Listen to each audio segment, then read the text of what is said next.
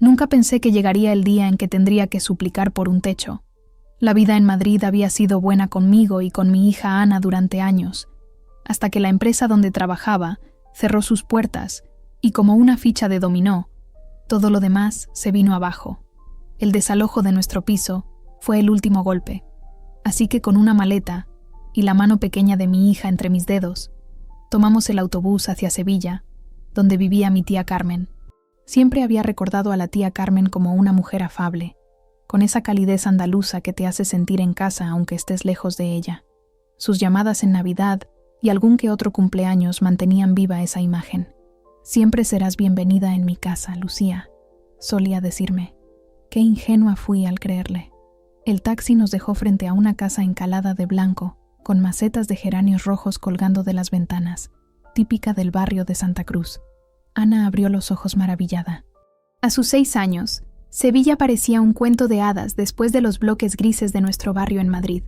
«¿Aquí vive la tía Carmen, mamá?», preguntó con esa inocencia que me partía el alma. «Sí, cariño. Aquí nos quedaremos un tiempo, hasta que mamá encuentre un nuevo trabajo». Toqué el timbre.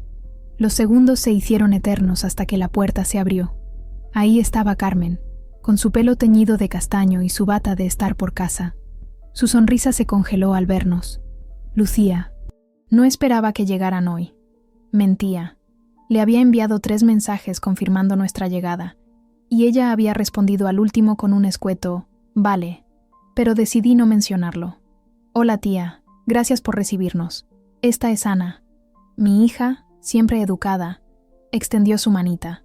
Carmen apenas la rozó con los dedos, como si temiera contagiarse de algo. «Pasad, pasad». El interior de la casa era fresco, un alivio tras el calor abrasador de julio en Sevilla. Fotos familiares decoraban las paredes del pasillo. Me detuve un momento al ver una donde aparecía mi madre, la hermana menor de Carmen, sonriendo junto a ella en la feria de abril. Cuánto la echaba de menos. «Os enseñaré dónde podéis dormir».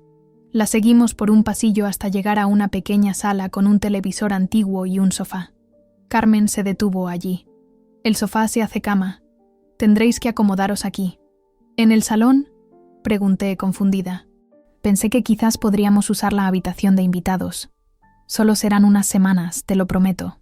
Carmen apretó los labios. «La habitación de invitados la usa mi hijo Diego cuando viene los fines de semana. Y la otra está llena de cosas». No quise discutir. Al fin y al cabo, era su casa, y nosotras las necesitadas. Ana, siempre perceptiva, se acercó a mí y me tomó de la mano con fuerza. «Está bien, tía. Te agradecemos mucho que nos recibas». Carmen asintió secamente. «La cena es a las 9. No hagáis mucho ruido, por favor. Mi marido Antonio trabaja temprano y necesita descansar». Nos dejó solas en aquel salón que olía a cerrado y a naftalina. Ana se sentó en el sofá, que crujió bajo su peso ligero. «Mamá, ¿la tía Carmen está enfadada con nosotras?». Me senté junto a ella y le acaricié el pelo. «No, cariño. Solo está sorprendida. Ya verás cómo todo irá mejor mañana». Pero ni yo misma me creía. La mirada de Carmen había sido clara. Éramos una carga, una molestia que tendría que soportar por obligación familiar. Nada más. Aquella noche, mientras intentaba acomodar el sofá para que Ana pudiera dormir, escuché voces en la cocina. Carmen y Antonio discutían en susurros que se colaban por las rendijas de la puerta. «¿Por cuánto tiempo van a quedarse?», preguntaba él con evidente fastidio. «No lo sé. Dice que será poco, pero ya sabes cómo son estas cosas. Se instalan y luego no hay quien las eche. No podemos mantener a 2 personas más, Carmen. Ya bastante tenemos con lo nuestro. Es la hija de mi hermana. ¿Qué querías que hiciera? ¿Dejarlas en la calle?». Hubo un silencio tenso. Si en 2 semanas no ha encontrado nada, tendrá que buscarse la vida en otro sitio. Cerré los ojos, tragándome las lágrimas que amenazaban con escapar. Por un momento, la tentación de tomar a Ana y marcharnos fue inmensa. Pero ¿a dónde iríamos? No tenía dinero suficiente ni siquiera para una pensión barata. Ana dormía ya, ajena a las palabras crueles que acababa de escuchar. Su respiración pausada era lo único que me mantenía entera. Por ella tenía que aguantar. Por ella tenía que ser fuerte. Solo serían unas semanas, me repetí. solo hasta encontrar trabajo y poder alquilar algo pequeño. Esa noche apenas dormí. El sofá tenía un muelle que se me clavaba en la espalda, y cada vez que conseguía conciliar el sueño, volvían a mi mente las palabras de Antonio: tendrá que buscarse la vida en otro sitio, como si fuera tan fácil, como si no hubiera pasado los últimos meses enviando currículums a cualquier empresa que ofreciera un puesto para el que estuviera mínimamente cualificada. Al amanecer, el sonido de platos en la cocina me despertó. Me incorporé con cuidado para no despertar a Ana y me dirigí hacia allí. Carmen preparaba café, todavía en bata. «Buenos días», saludé con una sonrisa forzada. Carmen apenas me miró. «El café está listo. Hay tostadas si quieres». «Gracias». «Escucha, tía. Quería decirte que comenzaré a buscar trabajo hoy mismo. Te prometo que no seremos una carga para vosotros». Ella dejó la taza sobre la encimera con un golpe seco. «Lucía, seamos claras. Te recibo porque eres familia, pero no puedo manteneros indefinidamente. Antonio y yo apenas llegamos a fin de mes. Lo entiendo perfectamente. Solo necesito un poco de tiempo». Carmen suspiró. «Tiempo es lo que menos tenemos todos. Hay facturas que pagar». El mensaje era claro. Éramos visitantes indeseados con fecha de caducidad. Sentí un nudo en la garganta mientras bebía aquel café que sabía amargo, no tanto por la falta de azúcar, como por la hostilidad que flotaba en el aire. Ana apareció en la puerta de la cocina, frotándose los ojos. «Buenos días», dijo con voz adormilada. Carmen forzó una sonrisa que no llegó a sus ojos. «Buenos días, pequeña. ¿Quieres un colacao?» Mi hija asintió tímidamente y se sentó a la mesa. Por un instante, una chispa de esperanza se encendió en mi pecho. Quizás, solo quizás, Carmen se ablandaría con la presencia de Ana. Los niños suelen tener ese efecto en las personas. Pero entonces noté cómo mi tía colocaba la taza frente a mi hija con el mismo entusiasmo con que se cumple una tarea desagradable. Estábamos solas en territorio hostil y el reloj ya estaba corriendo en nuestra contra. Los días en casa de la tía Carmen se convirtieron en una prueba de resistencia. Salía cada mañana con mi carpeta de currículums bajo el brazo, recorriendo las calles de Sevilla bajo un sol implacable. Visitaba comercios, restaurantes, hoteles, dejando solicitudes que probablemente acabarían en la papelera. Al volver, Carmen me recibía con la misma pregunta. ¿Y? ¿Has encontrado algo? Y siempre la misma respuesta. Todavía no, pero hay posibilidades. Mentía para darme ánimos a mí misma tanto como para calmar su impaciencia. La verdad era que nadie contrataba a una mujer de 35 años sin experiencia reciente, con una hija pequeña y sin contactos en la ciudad. Aquella tarde, la quinta desde nuestra llegada, entré en la casa con los pies hinchados y el ánimo por los suelos. Desde el pasillo escuché risas en la cocina. Me detuve un momento, sorprendida por aquel sonido inusual. La puerta estaba entreabierta y pude ver a Ana sentada a la mesa, comiendo galletas con una mujer que no conocía. «Mamá», exclamó mi hija al verme. «Mira, es la tía Pilar». La mujer se giró. Tendría unos 50 años, con el pelo canoso recogido en un moño y una sonrisa amable. «Tú debes ser Lucía», dijo, levantándose para saludarme. «Soy Pilar, la hermana de Antonio. Carmen me ha contado que estáis pasando una temporada aquí». «Encantada», respondí, algo desconcertada por su calidez en contraste con la frialdad reinante en aquella casa. Le estaba contando a la niña historias de cuando su abuela y yo éramos jóvenes. «¿Sabías que tu madre y yo fuimos juntas a la universidad en Granada?» No lo sabía. Mi madre había hablado poco de su juventud, y menos aún después de que la enfermedad comenzara a robarle los recuerdos. Me senté, agradecida por aquel momento de normalidad. «Ana, ¿por qué no vas a lavarte las manos? Te has puesto perdida de chocolate», sugirió Pilar con dulzura. Mi hija obedeció de inmediato, dejándonos a solas. «Es una niña encantadora», comentó Pilar. «Muy educada». «Gracias. Lo intento, aunque no siempre es fácil». Pilar me observó con atención. «Carmen me ha contado vuestra situación. Lo siento mucho». Bajé la mirada, incómoda por ser objeto de su compasión. «Saldremos adelante. Estoy segura de ello. ¿Sabes? Tengo una amiga que dirige una residencia de ancianos en Triana. Están buscando personal para la recepción. No es gran cosa, pero...» El corazón me dio un vuelco. «¿En serio? ¿Crees que podría Puedo hablar con ella mañana mismo. No prometo nada, pero te lo agradecería muchísimo. En ese momento entró Carmen, con bolsas de la compra que dejó sobre la encimera con demasiada fuerza. Veo que ya os habéis conocido, dijo secamente. Tu sobrina me cae estupendamente, Carmen. Y esa niña es un sol. Carmen apenas asintió mientras guardaba los alimentos en la nevera. ¿Te quedas a cenar? No puedo, lo siento. Manuel me espera. Pilar se levantó y me apretó el brazo con afecto. Vendré mañana y te contaré lo de ese trabajo, ¿vale? Cuando Pilar se fue, el ambiente volvió a enfriarse. Carmen comenzó a preparar la cena en silencio. Parece muy simpática, comenté, intentando romper el hielo. Pilar siempre ha sido una entrometida, respondió mi tía sin mirarme.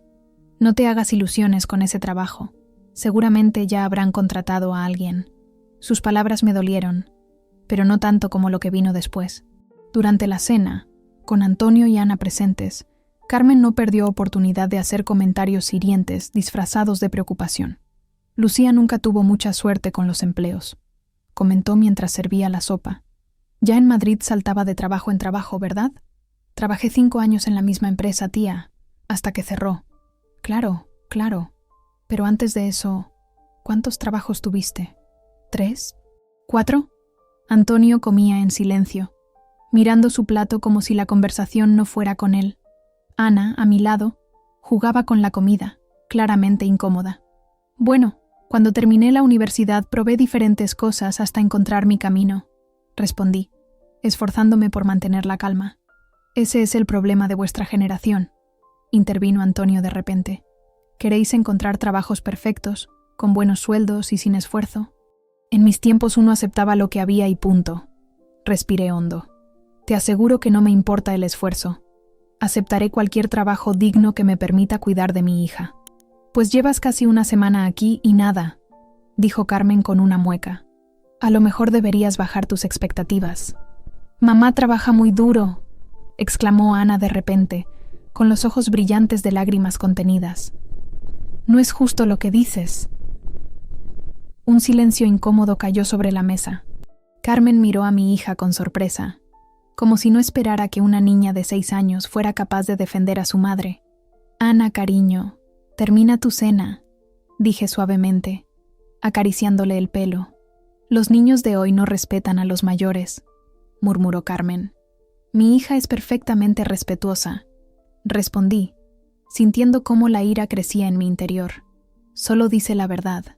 Carmen soltó una risa amarga. La verdad es que estás viviendo de nuestra caridad, Lucía. Y parece que ni siquiera lo agradeces. Aquello fue demasiado. Me levanté de la mesa, temblando. Vamos, Ana, es hora de acostarse. No has terminado de cenar, protestó Carmen. Se nos ha quitado el apetito. Gracias por la comida.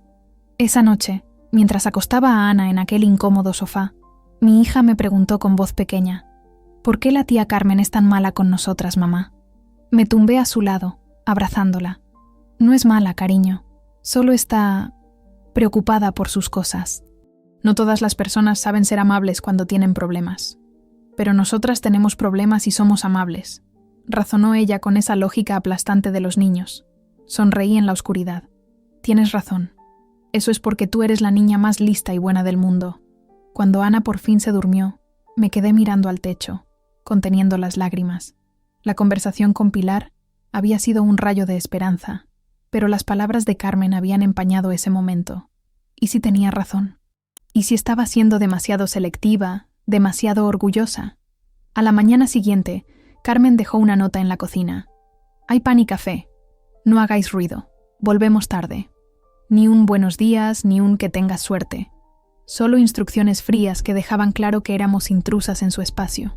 Aquel día decidí llevar a Ana conmigo. No quería dejarla sola en aquella casa hostil. Recorrimos juntas las calles, entrando en tiendas, preguntando por puestos vacantes.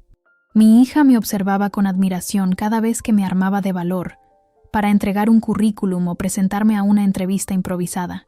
«Eres muy valiente, mamá», me dijo mientras compartíamos un bocadillo en un banco del parque de María Luisa. «Tú me haces valiente, cariño». Cuando regresamos a media tarde, encontramos a Pilar esperándonos en la puerta. «Por fin», exclamó al vernos. Llevo media hora aquí. Carmen no me ha dejado una llave. Su rostro resplandecía con una sonrisa que me hizo contener la respiración. ¿Tienes noticias? Mejor que eso. Tienes una entrevista mañana a las 10. Mi amiga Dolores quiere conocerte. La abracé impulsivamente, incapaz de contener la emoción. Ana saltaba a nuestro alrededor, contagiada por mi alegría, aunque sin entender del todo el motivo. Gracias, gracias, gracias. No me lo agradezcas todavía. Tienes que conseguir el puesto por ti misma. Yo solo te he abierto la puerta. Esa noche, ni las miradas desaprobatorias de Carmen, ni los comentarios ácidos de Antonio pudieron apagar mi optimismo. Me preparé mentalmente para la entrevista, planchando mi única blusa presentable y ensayando respuestas frente al espejo del baño. «Te vas a gastar el espejo de tanto mirarte», dijo Carmen al pasar por el pasillo. «¿Crees que te van a contratar solo por tu cara bonita?» «No, tía. Espero que me contraten por mi experiencia y mi capacidad». «Experiencia», murmuró con desdén. «Si hubieras tenido tanta experiencia, no estarías en esta situación». Sus palabras eran como pequeños cuchillos que buscaban perforar mi recién encontrada confianza. Pero esta vez no lo logró. Había algo más importante en juego que mi orgullo herido: el futuro de Ana. «Mañana puede cambiar todo», le dije con firmeza. «Y entonces no tendrás que preocuparte más por nosotras».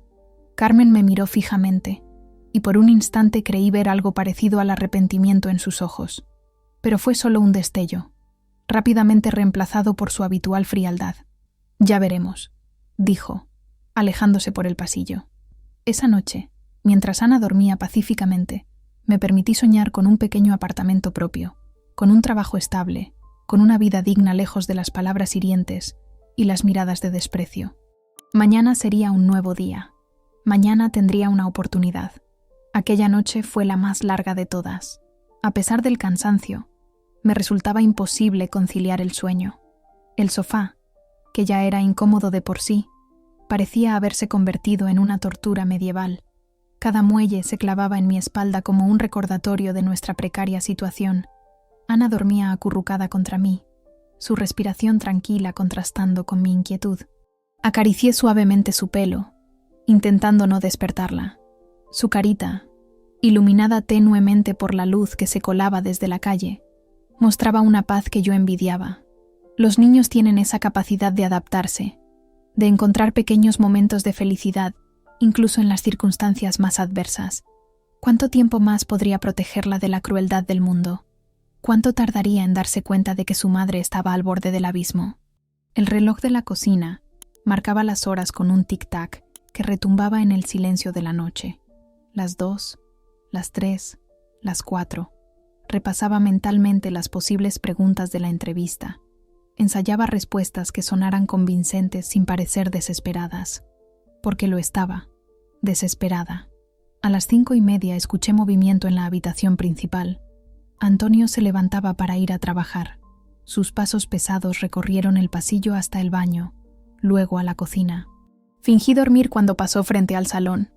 Lo último que necesitaba era una confrontación a esas horas. ¿Todavía duermen? La voz de Carmen llegó desde algún lugar del pasillo, en un susurro que pretendía ser bajo pero que se escuchaba perfectamente en el silencio. «Como troncos», respondió Antonio. «Y ya van 7 días aquí. Hoy tiene una entrevista. Si la consigue, podrán irse pronto. Eso espero. No tenemos por qué cargar con los problemas de tu sobrina. Bastante tenemos con los nuestros». Se cerró una puerta y sus voces se amortiguaron. Me incorporé lentamente, cuidando de no despertar a Ana. Ya no tenía sentido intentar dormir. Además, quería ducharme antes de que todos estuvieran levantados, para evitar más comentarios desagradables. El agua caliente sobre mi cuerpo fue como un bálsamo momentáneo. Cerré los ojos, permitiéndome un minuto de debilidad. Las lágrimas se mezclaron con el agua que corría por mi rostro. Lloré en silencio, dejando salir toda la frustración, el miedo y la humillación acumulados. Pero solo un minuto. No podía permitirme más. Cuando salí del baño, envuelta en una toalla, me encontré a Carmen en el pasillo. «Buenos días», saludé, intentando sonar casual. «Espero no haberte despertado». «Ya estaba despierta», respondió secamente. ¿A qué hora es tu entrevista? A las 10, asintió, mirándome de arriba a abajo con expresión crítica. ¿Vas a ir con esa ropa que trajiste? Es lo único que tengo, contesté, sintiendo cómo el calor subía a mis mejillas. Carmen suspiró dramáticamente. Espera aquí. Desapareció en su habitación y regresó con una blusa azul marino. Me la tendió con gesto resignado. Toma, esta te quedará mejor que ese trapo que trajiste. Es importante causar buena impresión. Por un momento me quedé sin palabras. Era el primer gesto amable que tenía conmigo desde nuestra llegada. Gracias, tía. Te la devolveré. Sí, cuando puedas, me interrumpió, como si le incomodara el agradecimiento. Solo asegúrate de conseguir ese trabajo. No podemos teneros aquí indefinidamente. Y ahí estaba otra vez, el recordatorio de que nuestra presencia era una carga, una molestia temporal que debía solucionarse cuanto antes. Aún así, acepté la blusa con gratitud. Era un pequeño paso. Ana se despertó mientras me vestía. Se frotó los ojos y me miró con esa sonrisa matutina que era mi ancla en la tormenta. «Estás muy guapa, mamá», dijo, observando la blusa nueva. «Gracias, cariño. Hoy es un día importante». Le preparé el desayuno con lo poco que había en la cocina. Carmen nos había dejado claro que podíamos usar los productos básicos, pero nada más. Todo estaba contado, medido, como si temiera que fuéramos a abusar de su generosidad forzada. A las 9:15, dejé a Ana con Carmen. No me hacía gracia, pero no tenía alternativa. Pilar había prometido pasar a mediodía, así que solo serían unas horas. «Pórtate bien», le dije a mi hija, besándole la frente. «La tía Carmen cuidará de ti hasta que vuelva». «Pero vuelve pronto», susurró Ana, aferrándose a mi mano. Carmen observaba la escena con expresión indescifrable. «No te preocupes. Estará bien conmigo». «Gracias, tía. Volveré lo antes posible». El trayecto hasta la residencia de ancianos en Triana me pareció eterno. El calor ya apretaba a pesar de la hora, y el sudor amenazaba con arruinar mi aspecto cuidadosamente preparado. Pilar me había dado indicaciones precisas, pero aún así tuve que preguntar un par de veces. Sevilla era un laberinto de calles estrechas y plazas que se me antojaban todas iguales. Cuando por fin llegué, me recibió una mujer de unos 60 años, con gafas de montura gruesa y una sonrisa afable que contrastaba con su aspecto severo. «Tú debes ser Lucía», dijo tendiéndome la mano. «Pilar me ha hablado muy bien de ti. Soy Dolores Martínez, la directora». La entrevista fue mejor de lo que esperaba. Me habló del puesto, de los horarios, de las responsabilidades. Necesitaban a alguien para la recepción, atender llamadas, gestionar visitas y algo de papeleo administrativo. Nada que no hubiera hecho antes. «Pilar me contó tu situación», dijo Dolores hacia el final de la entrevista. «Lo siento mucho. Debe ser difícil». «Lo es, pero saldremos adelante». Ya estaba cansada de la compasión ajena, por bien intencionada que fuera. «Tengo una hija más o menos de tu edad», continuó Dolores. «También está criando sola a su niño. Sé lo complicado que puede ser». Hubo un momento de silencio, durante el cual creí que todo estaba perdido. Luego, Dolores sonrió. «El puesto es tuyo si lo quieres. Puedes empezar el lunes». El alivio fue tan inmenso que por un instante temí desmayarme. «¿En serio? ¿El lunes? A menos que prefieras empezar más tarde». «No, el lunes es perfecto. Muchísimas gracias, de verdad. No me lo agradezcas todavía. El sueldo no es mucho, ya te lo he dicho. Y los primeros meses estarás a prueba. No importa. Es una oportunidad y la aprovecharé al máximo». Salí de allí flotando. Por primera vez en semanas, sentía que el suelo bajo mis pies era firme. Tenía un trabajo. Podría buscar un pequeño apartamento, sacar a Ana de aquella casa hostil, recuperar nuestra dignidad. Estaba tan absorta en mis pensamientos que no vi el semáforo en rojo. Un coche frenó bruscamente a centímetros de mí, y el conductor bajó la ventanilla para gritarme algo que preferí no entender. Mi corazón latía desbocado. Un susto. Solo había sido un susto. Cuando llegué a casa de Carmen, encontré la puerta abierta y voces alteradas en el interior. Entré con cautela, siguiendo el sonido hasta la cocina. «Se acabó, Carmen. No puedo más». Era la voz de Antonio, cargada de ira. «¿Y qué quieres que haga? ¿Que las eche a la calle?» «Sí, exactamente eso». Ya no tenemos dinero para mantenerlas. Me quedé paralizada en el pasillo. Ana estaba sentada en el sofá del salón, con los ojos muy abiertos. Había escuchado todo. Me senté junto a ella y la abracé. «No te preocupes, cariño», susurré. «Todo va a estar bien. Tío Antonio está muy enfadado», dijo ella con voz temblorosa. «Ha gritado mucho desde que te fuiste». En la cocina, la discusión continuaba. «¿No lo entiendes? Nos han denegado el préstamo. La casa está en juego». Las palabras de Antonio cayeron como piedras en mi conciencia. De repente, todo tenía sentido. La hostilidad, los comentarios sobre el dinero, la tensión constante. No se trataba solo de nosotras. Ellos también estaban al borde del abismo. Me levanté y entré en la cocina. Antonio y Carmen se giraron, sorprendidos de verme allí. «He conseguido el trabajo», anuncié sin preámbulos. «Empiezo el lunes. En cuanto cobre mi primer sueldo, buscaré un sitio para Ana y para mí». Carmen asintió lentamente. En sus ojos había una mezcla de alivio y algo que no supe identificar. «¿Culpa, quizás?» «Me alegro por ti», dijo finalmente. Antonio parecía incómodo, como si le avergonzara que hubiera escuchado su arrebato. «Es lo mejor para todos», murmuró. Aquella noche, mientras preparaba la cena, había insistido en cocinar yo como pequeño gesto de agradecimiento. Carmen se acercó a la cocina. Se quedó un momento en silencio, observándome. «Siento cómo te hemos tratado estos días», dijo finalmente, con voz casi inaudible. La miré, sorprendida por aquella confesión repentina. «Las cosas no han sido fáciles para nosotros tampoco», continuó. «Antonio perdió su trabajo hace 3 meses. Lo del préstamo era nuestra última esperanza para no perder la casa». «No tenía ni idea», respondí sinceramente. «¿Por qué no me lo dijisteis?» Carmen desvió la mirada. «Orgullo, supongo. Y no queríamos preocuparte más. Ya tenías bastante con tus propios problemas». Hubo un silencio incómodo entre nosotras. Tantas cosas no dichas, tantos resentimientos acumulados. «Podemos ayudarnos mutuamente», sugerí. «Cuando empiece a trabajar, puedo contribuir con los gastos mientras encuentro un lugar propio».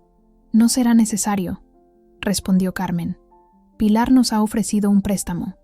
No es mucho, pero nos dará tiempo». Esa noche, después de la cena, el ambiente había cambiado sutilmente.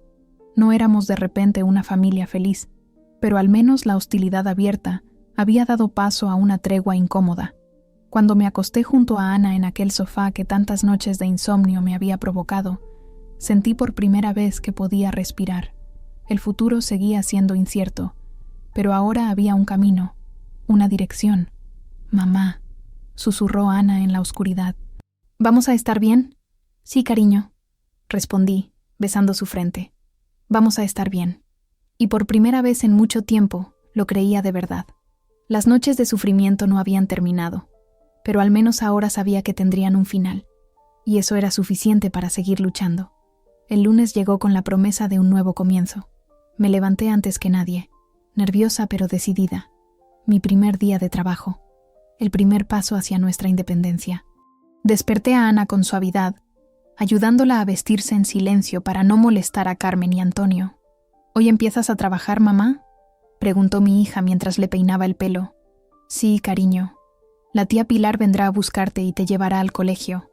Después pasarás la tarde con ella hasta que yo salga del trabajo». Ana asintió, aunque pude ver la preocupación en sus ojos. Era demasiado pequeña para entender completamente nuestra situación, pero lo suficientemente sensible para percibir la importancia de este día. Pilar llegó puntual, como había prometido. Su sonrisa cálida fue un bálsamo para mis nervios.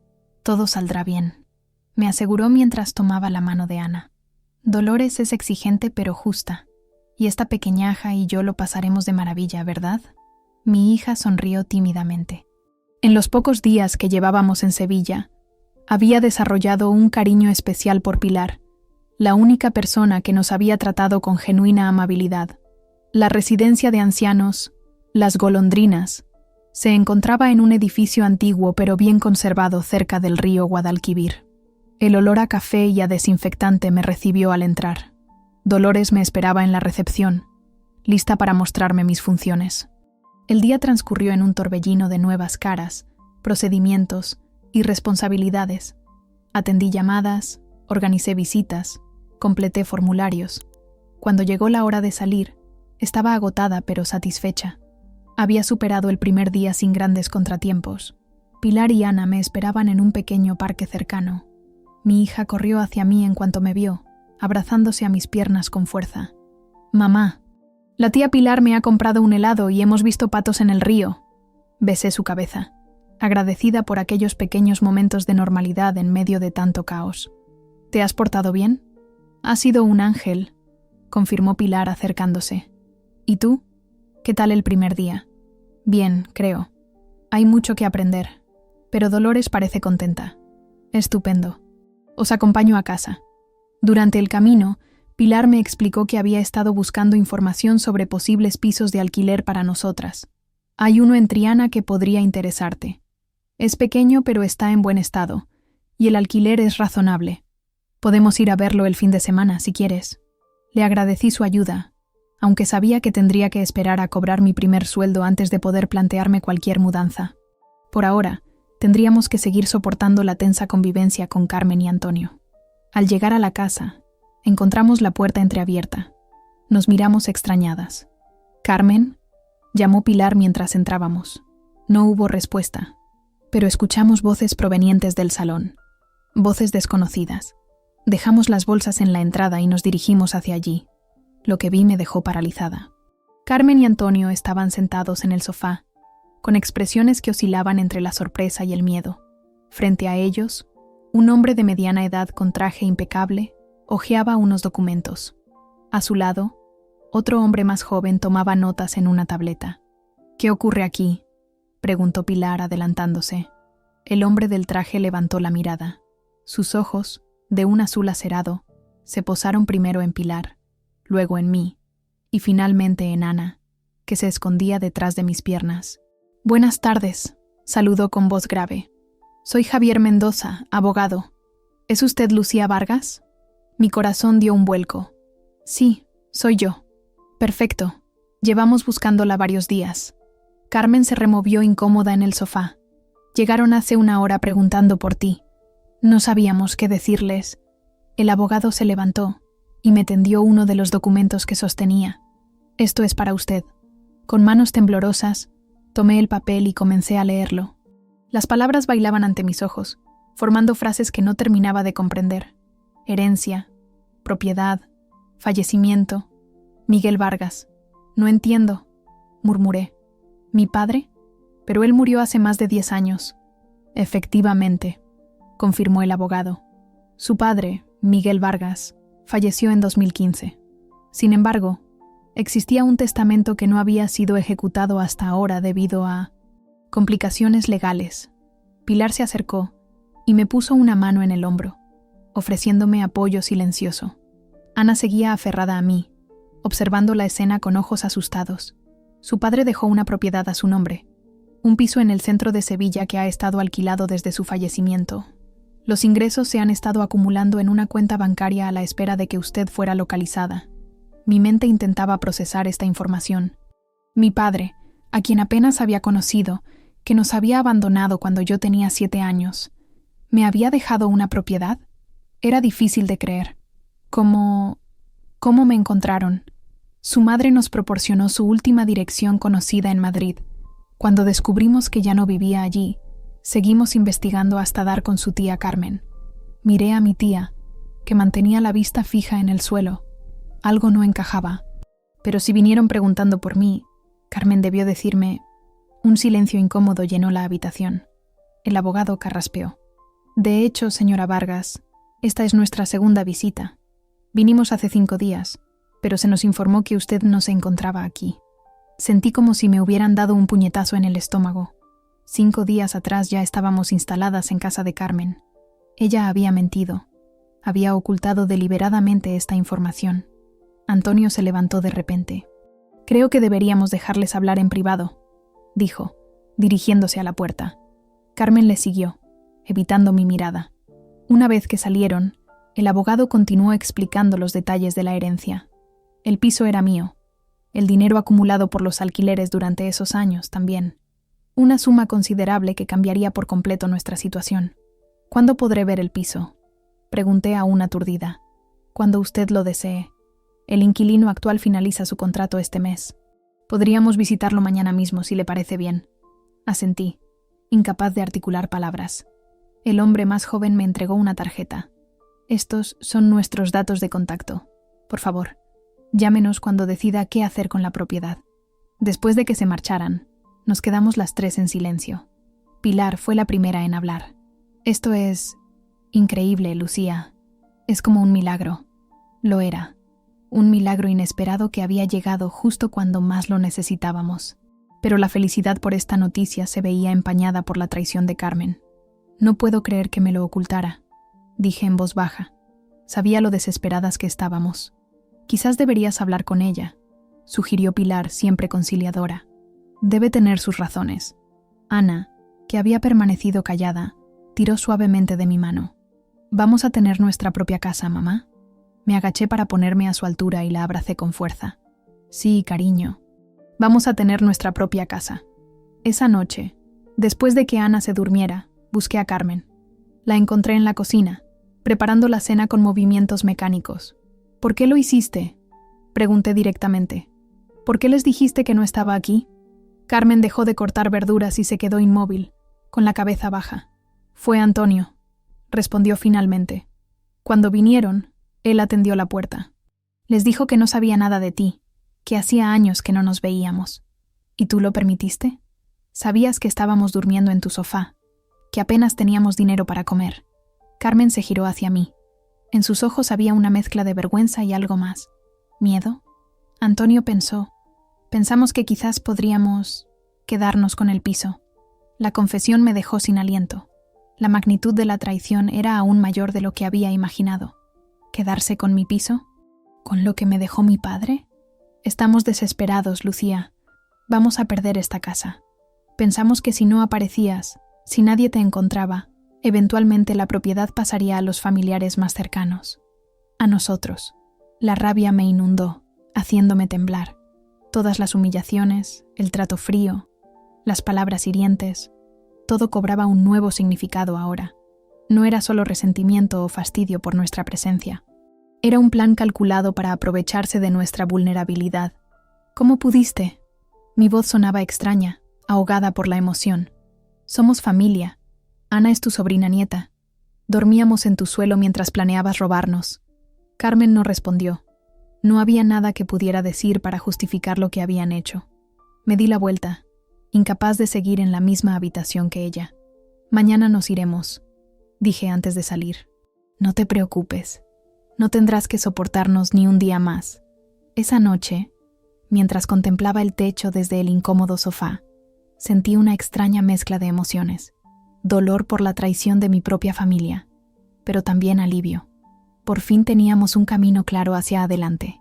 Un visitante inesperado había cambiado nuestro destino, revelando tanto la crueldad de quienes creíamos que nos darían refugio como la sorprendente provisión de alguien que pensé que nos había olvidado hace mucho tiempo. La mañana siguiente amaneció con una claridad diferente.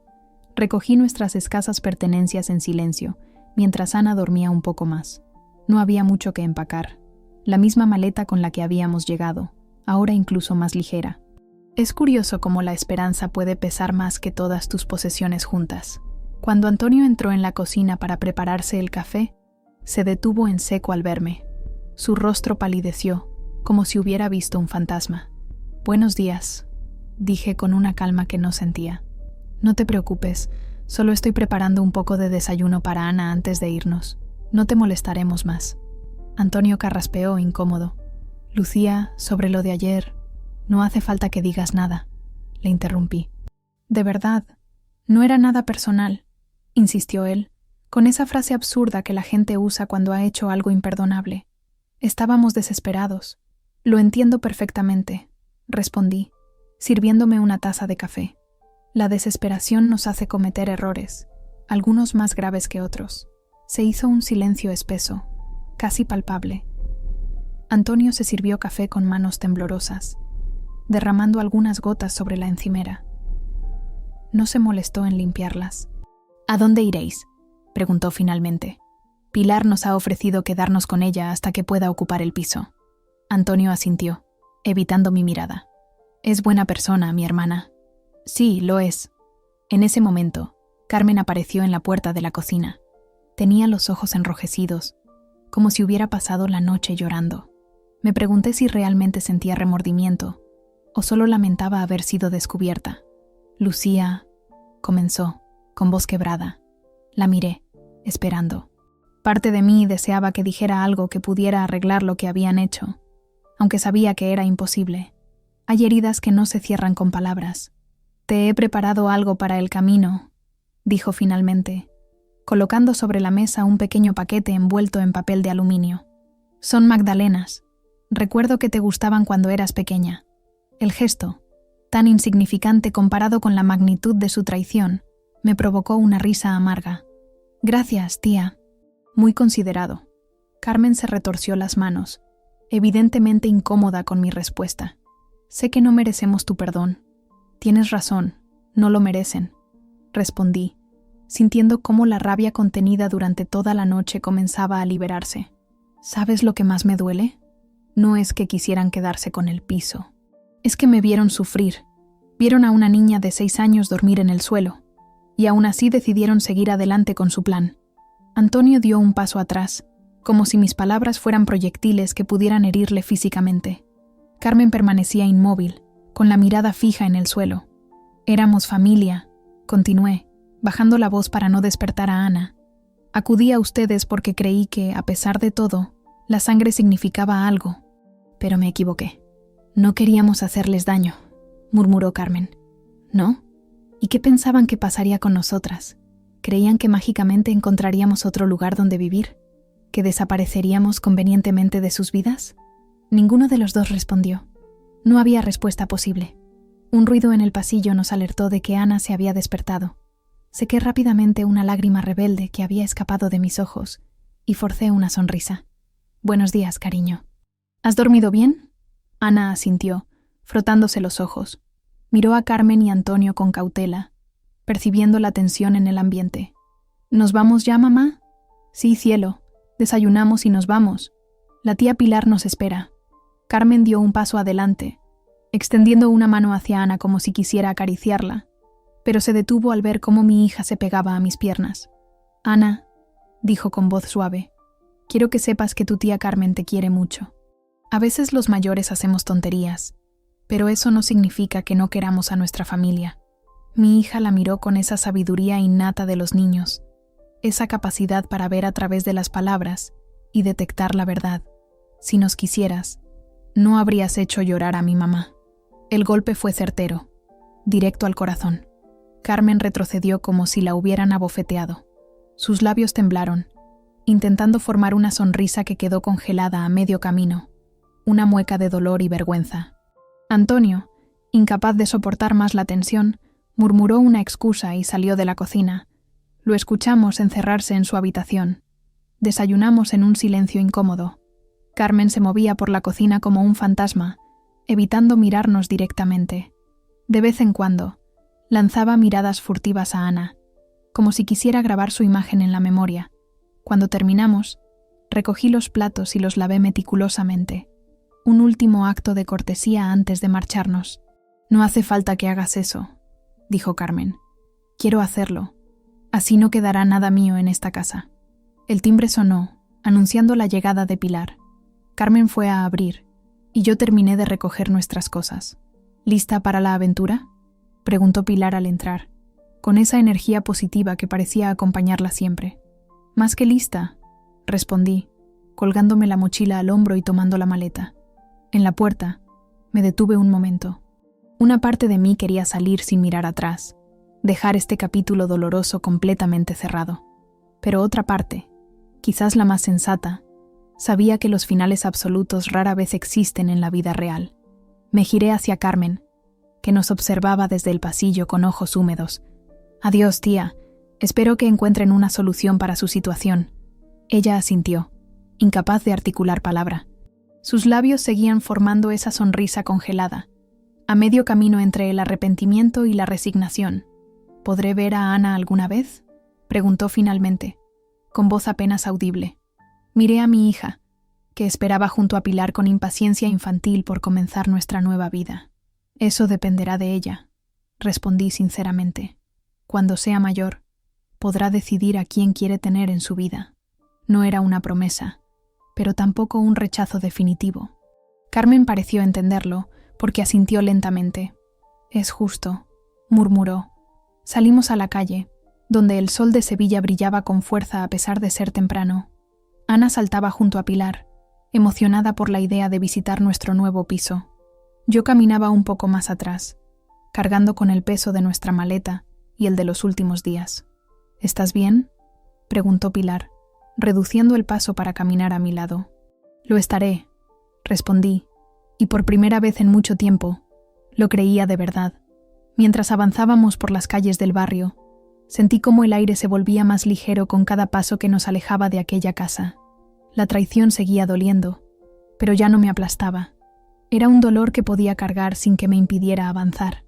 El abogado nos esperaba frente a un edificio antiguo de fachada ocre con balcones de hierro forjado.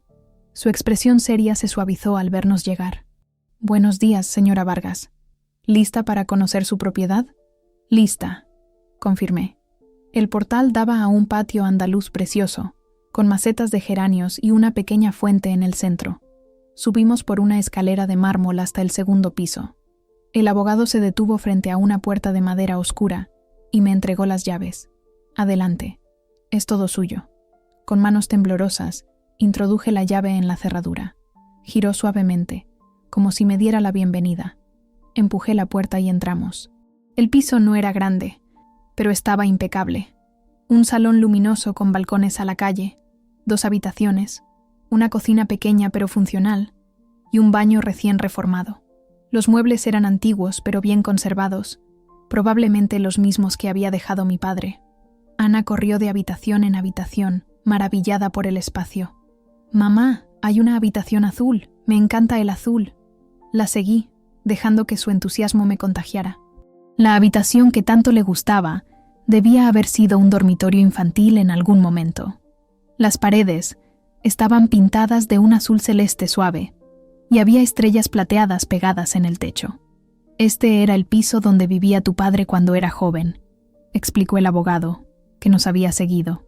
«Según tengo entendido, esa habitación la arregló especialmente cuando supo que iba a ser padre». La revelación me dejó sin aliento. Mi padre, ese hombre distante que nos había abandonado, había preparado con ilusión una habitación para su bebé, para mí. «Nunca llegué a vivir aquí», murmuré, «más para mí misma que para los demás». «No», confirmó el abogado. «Tengo entendido que su padre se mudó a Madrid poco después de su nacimiento, cuando se casó con su madre». Recorrí la habitación con la mirada, intentando imaginar a mi padre más joven, pintando las paredes, pegando estrellas en el techo, soñando con la hija que estaba por llegar. Era una imagen que no encajaba con el hombre que recordaba, un hombre siempre ausente, siempre en tránsito hacia algún lugar mejor. «¿Por qué me dejó esto?», pregunté. Apenas nos veíamos. Hacía años que no hablábamos cuando murió. El abogado sacó un sobre de su maletín. Quizás esto responda a su pregunta. Su padre dejó esta carta junto con el testamento. Tomé el sobre con manos temblorosas. Mi nombre estaba escrito en el frente, con una caligrafía que no reconocía. Lo guardé en el bolsillo.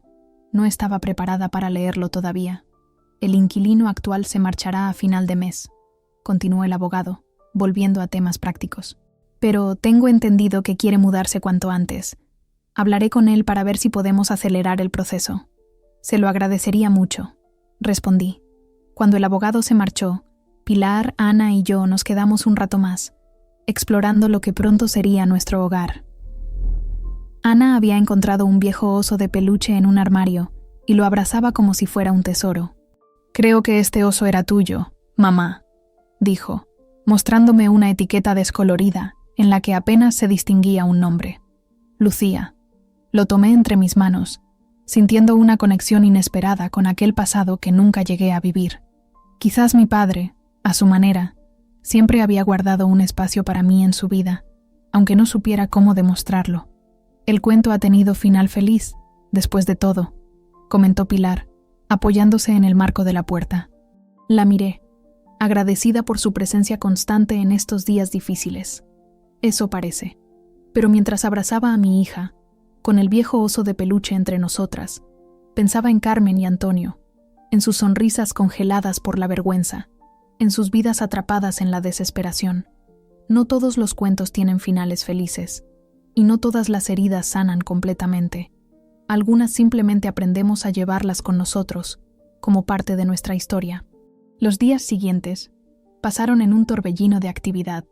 Entre el trabajo en la residencia, los trámites con el abogado y la preparación para nuestra mudanza, apenas tenía tiempo para procesar todo lo ocurrido. Pilar nos había acogido en su casa con una generosidad que contrastaba dolorosamente con el trato recibido por mi propia familia. «Tómate el tiempo que necesites», me dijo una noche, mientras preparábamos la cena juntas. No hay prisa por marcharse, pero ambas sabíamos que no era cierto. El piso ya estaba disponible. El inquilino había accedido a marcharse antes de tiempo, y Ana no dejaba de preguntar cuándo nos mudaríamos a nuestra casa con estrellas en el techo. Además, aunque Pilar nunca lo admitiría, su pequeño apartamento no estaba preparado para albergar a 3 personas. Dormíamos en el sofá-cama del salón, y nuestras maletas ocupaban buena parte del espacio habitable. El fin de semana, decidí finalmente. Nos mudaremos el sábado. Era miércoles. Solo 3 días para prepararnos. Pilar asintió, apretando brevemente mi mano en un gesto de apoyo. Te ayudaré a comprar lo básico. No pueden irse a un piso vacío. Tengo los muebles de mi padre, le recordé. Sí, pero necesitarás sábanas, toallas, cosas de cocina. Y comida, claro. Tenía razón, como siempre. A pesar de la herencia y del piso, mi situación económica seguía siendo precaria hasta que empezara a recibir mi sueldo. El dinero de los alquileres estaba bloqueado en una cuenta hasta que se completaran todos los trámites legales, lo que podría llevar semanas. No sé cómo agradecerte todo lo que estás haciendo por nosotras, dije con sinceridad. Pilar me miró con una expresión que mezclaba afecto y cierta tristeza. No tienes que agradecerme nada. Es lo que cualquier persona decente haría. No lo dijo, pero ambas pensamos lo mismo. No era lo que cualquiera haría. No era lo que Carmen y Antonio habían hecho. No había vuelto a saber de ellos desde nuestra partida. Ninguna llamada, ningún mensaje preguntando cómo estábamos. Era como si hubiéramos desaparecido de sus vidas, o quizás era el peso de la vergüenza lo que les impedía contactarnos. En cualquier caso, su ausencia era un recordatorio constante de que a veces los vínculos de sangre no significan nada frente a la bondad de extraños que se convierten en familia por elección. El viernes por la tarde, después del trabajo, Pilar me acompañó a comprar lo esencial para el piso. Ana se había quedado con Dolores, que la había invitado a merendar con los residentes de la tercera edad. Mi hija, con su capacidad innata para adaptarse, se había convertido en la mascota no oficial de la residencia. Los ancianos la adoraban, y ella disfrutaba de sus historias y atenciones. «Es una niña especial», comentó Pilar mientras cargábamos el carrito con productos básicos. «Después de todo lo que ha pasado, sigue siendo tan alegre, tan cariñosa. Es más fuerte de lo que parece», respondí con orgullo. «Siempre lo ha sido, como su madre». Sonreí, agradecida por el cumplido, aunque no me sentía especialmente fuerte. Solo había hecho lo que cualquier madre haría: seguir adelante, un día tras otro, por el bien de su hija. De regreso al apartamento de Pilar, con el maletero del coche lleno de bolsas, me invadió una sensación extraña, mezcla de anticipación y miedo. Mañana empezaríamos una nueva vida en nuestro propio hogar. Era emocionante y aterrador a partes iguales. «¿Has leído ya la carta de tu padre?», preguntó Pilar de repente, mientras esperábamos en un semáforo. Negué con la cabeza. El sobre seguía en el bolsillo de mi chaqueta, intacto. No me había sentido preparada para enfrentarme a las palabras de un hombre que había sido más una ausencia que una presencia en mi vida. «No hay prisa», me aseguró ella. «Algunas cosas necesitan su tiempo». Esa noche, después de acostar a Ana, saqué la carta del bolsillo. La luz tenue de la lámpara de noche dibujaba sombras sobre el papel amarillento. Con dedos temblorosos, abrí el sobre y desdoblé el contenido. Una sola hoja con unas pocas líneas manuscritas. «Querida Lucía, cuando leas estas palabras, Yo ya no estaré. Hay tantas cosas que debería haberte dicho en vida, tantos abrazos que no te di, tantos te quiero que quedaron atrapados en mi garganta. Fui un mal padre, lo sé. El miedo y el orgullo me impidieron ser el hombre que merecías. Este piso fue mi primer hogar, el lugar donde soñé con la familia que formaríamos tu madre y yo. Las cosas no salieron como esperábamos, pero eso nunca fue culpa tuya. Siempre fuiste lo mejor de mí, aunque no supe demostrártelo.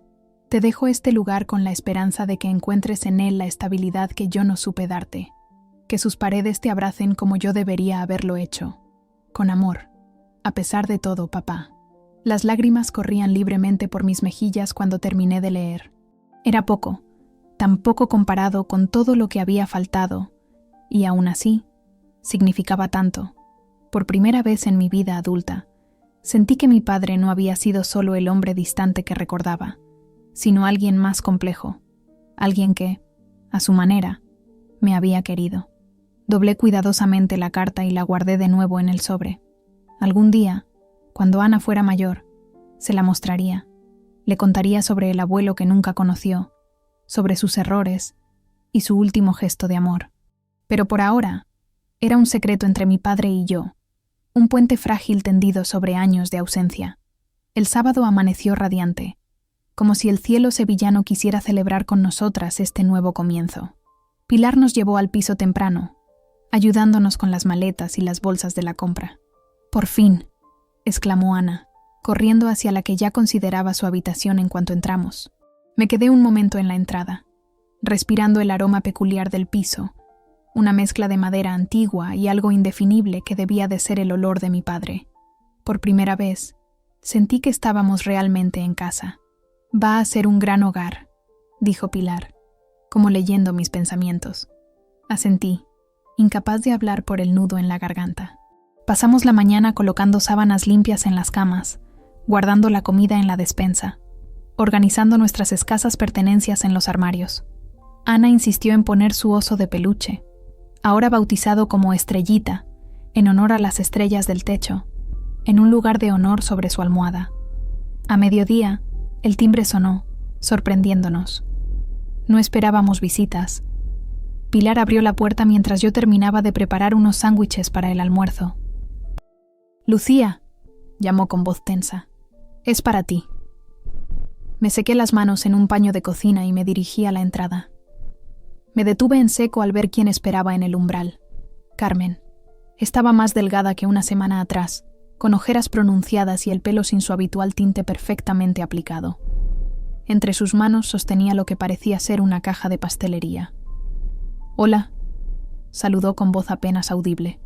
No respondí, demasiado sorprendida para articular palabra. «Sé que no tengo derecho a estar aquí», continuó ella, «pero necesitaba verte, hablar contigo una última vez». Pilar se aclaró la garganta. «Voy a ver qué hace Ana», dijo, alejándose discretamente hacia el interior del piso. Una vez solas, Carmen me tendió la caja. «Son pasteles de la confitería Ochoa. Recuerdo que te gustaban cuando eras niña». La tomé mecánicamente, sin saber qué más hacer. El silencio se extendió entre nosotras, incómodo y espeso. «Antonio y yo nos vamos», anunció finalmente. «Hemos decidido vender la casa y mudarnos a Málaga. Mi hermana vive allí, y nos ha ofrecido quedarnos con ella hasta que encontremos algo». La ironía no me pasó desapercibida. Carmen y Antonio acabarían exactamente como Ana y yo, dependiendo de la caridad de un familiar. «Les deseo lo mejor», dije, y lo decía en serio. A pesar de todo, no les guardaba rencor. La vida ya se estaba encargando de darles su merecido. «Sé que no merezco tu perdón», murmuró Carmen, con la mirada fija en el suelo. «Lo que hicimos fue imperdonable, pero quiero que sepas que lo lamento profundamente. No hay día que no me arrepienta de cómo os tratamos». Suspiré. No era el momento ni el lugar para grandes reconciliaciones familiares. Algunas heridas necesitan tiempo para sanar, si es que alguna vez lo hacen. «Gracias por venir a decírmelo», respondí finalmente. «Espero que encuentren paz en Málaga». Carmen asintió, aceptando la respuesta como lo máximo que podía esperar. Cuando se giró para marcharse, algo me impulsó a detenerla. «Tía», se volvió, con una chispa de esperanza en los ojos. «Cuando estéis instalados, Envíame vuestra dirección. Quizás algún día, cuando las cosas se calmen, podríamos, no sé, hablar. No era una promesa de perdón, solo un pequeño resquicio, una puerta entreabierta hacia un futuro en el que quizás, solo quizás, pudiéramos reconstruir algo de lo que se había roto. Lo haré, prometió, con la voz quebrada por la emoción. Cuídate, Lucía, y cuida de esa niña maravillosa. Siempre. La vi alejarse por las escaleras, su figura encorvada por el peso de sus propias decisiones. Cuando cerré la puerta, me encontré a Ana de pie en el pasillo, observándome con esos ojos que parecían entender más de lo que debería a su edad. ¿Era la tía Carmen?, preguntó. Sí, cariño. Vino a despedirse. Se va a vivir a otra ciudad. Ana asintió, procesando la información a su manera. ¿Nos trajo pasteles? Sonreí a mi pesar. Sí, nos trajo pasteles. Entonces no puede ser tan mala, concluyó mi hija con la lógica simple y directa de los niños. Quizás tenía razón. Quizás nadie es completamente malo, solo humano, con todas nuestras contradicciones y debilidades. Esa noche, después de que Pilar se marchara con la promesa de volver al día siguiente para almorzar juntas, Ana y yo nos acostamos en mi cama. Era nuestra primera noche en el piso, y mi hija no quería dormir sola. «Mamá», murmuró contra mi hombro, ya medio dormida. «¿Somos felices ahora?». La pregunta me tomó por sorpresa. «¿Tú eres feliz, cariño?». Asintió vigorosamente. «Tengo una habitación con estrellas en el techo, y tú ya no lloras por las noches». No sabía que me había escuchado llorar. Los niños siempre perciben más de lo que imaginamos.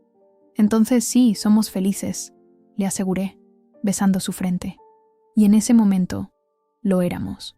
A pesar de todas las incertidumbres que aún quedaban por delante, a pesar de las heridas que todavía estaban cicatrizando, éramos felices. Teníamos un hogar, teníamos un futuro, y nos teníamos la una a la otra. Mientras Ana se dormía en mis brazos, contemplé las sombras que la luz de la calle dibujaba en el techo de nuestra nueva habitación. No eran estrellas plateadas como las del cuarto de mi hija, pero brillaban con la promesa de un nuevo día, de nuevas posibilidades. Este piso, que una vez había albergado los sueños rotos de mi padre, ahora se llenaba con los nuestros. Era un regalo inesperado, no solo de 4 paredes y un techo, sino de una segunda oportunidad. En los días siguientes, Pilar se convirtió en una presencia constante en nuestras vidas. Su ayuda fue invaluable para adaptarnos a nuestro nuevo hogar, para encontrar los mejores sitios donde comprar, para conocer el barrio. Ana la adoraba y empezó a llamarla tía Pilar, sin que nadie se lo sugiriera. Mi trabajo en la residencia iba bien. Dolores parecía satisfecha con mi desempeño, y los residentes me habían acogido como parte de su peculiar familia. Algunos incluso me contaban historias de cuando el barrio era diferente, de cómo habían conocido a mi padre cuando era joven. «Un buen hombre, tu padre», me dijo un día don Felipe, un antiguo profesor de historia ya jubilado. Reservado, sí, pero con un corazón de oro. Siempre ayudaba a los vecinos cuando lo necesitaban.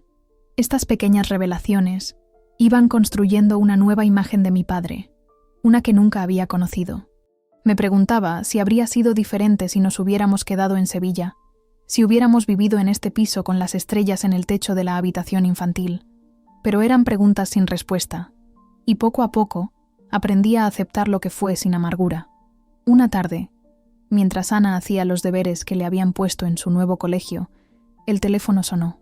Era Carmen, llamando desde Málaga para darnos su nueva dirección. «No es gran cosa», explicó, «pero al menos es un techo. Me alegro de que estéis bien», respondí con sinceridad. Hubo una pausa, y luego, «Lucía, sé que no tengo derecho a pedirte nada, pero ¿crees que podríamos hablar alguna vez? ¿Por teléfono, quizás?». Lo pensé un momento. El dolor seguía ahí, pero ya no tan agudo, más como un eco lejano de lo que había sido. «Podemos intentarlo», concedí finalmente. Un paso a la vez. Era todo lo que podía ofrecerle por ahora, y pareció entenderlo, porque su voz sonó más ligera cuando se despidió. Esa noche, mientras cenábamos, Ana me sorprendió con una pregunta. «Mamá, ¿el abuelo vivía en esta casa?». «Sí, cariño. Este era su piso». «¿Y por qué nunca lo conocí?». Bebí un sorbo de agua, ganando tiempo para encontrar las palabras adecuadas. Tu abuelo tuvo que irse lejos cuando yo era pequeña. No pudimos vernos mucho después de eso. ¿Estaba enfadado contigo? No, cielo. Creo que estaba enfadado consigo mismo. Ana asintió, como si eso tuviera perfecto sentido para ella. Como la tía Carmen, ella también estaba enfadada consigo misma, ¿verdad? Por eso se portó mal con nosotras. Su percepción me dejó sin palabras. ¿Cómo lo sabes? Se encogió de hombros, porque me miraba triste cuando creía que yo no la veía. Y una vez la escuché llorar en la cocina. A veces me preguntaba quién educaba a quién. Tienes razón, admití. A veces las personas se portan mal porque no saben cómo manejar su propio dolor. ¿Y nosotras? ¿Nos portaremos mal con alguien cuando estemos tristes? Intentaremos que no, prometí, acariciando su mejilla. Cuando estemos tristes, nos diremos que estamos tristes y nos daremos muchos abrazos, ¿vale? Vale, acordó con solemnidad, sellando nuestro pequeño pacto con un beso en mi mejilla. Más tarde, mientras la arropaba en su cama bajo las estrellas plateadas, Ana bostezó y me miró con ojos somnolientos. Mamá, ¿podemos mandarle una postal a la tía Carmen? Para que no esté tan triste. Mi primer impulso fue decir que no, que Carmen no merecía nuestra preocupación después de cómo nos había tratado. Pero entonces recordé las palabras que acababa de decirle a mi hija sobre manejar el dolor, y me di cuenta de que este era uno de esos momentos en los que debía practicar lo que predicaba. Claro que sí, cariño. Mañana compraremos una bonita postal y se la enviaremos. Ana sonrió, satisfecha, y cerró los ojos. En pocos minutos, su respiración se volvió profunda y regular.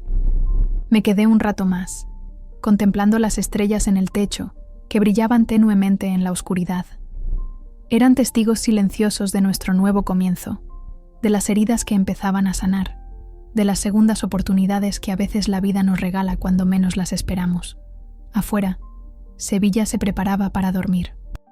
Los sonidos de la calle se iban apagando gradualmente, dando paso al suave murmullo nocturno de la ciudad. En algún lugar, Carmen y Antonio comenzaban su propia nueva vida, con el peso de sus errores a cuestas, pero también con la posibilidad de redención. Y aquí, en este piso que una vez había albergado los sueños de mi padre, Ana y yo construíamos los nuestros, día a día, con la paciencia y la esperanza de quien ha tocado fondo y solo puede ir hacia arriba. Era un nuevo comienzo para todos, y por primera vez en mucho tiempo, el futuro parecía un lugar acogedor donde vivir.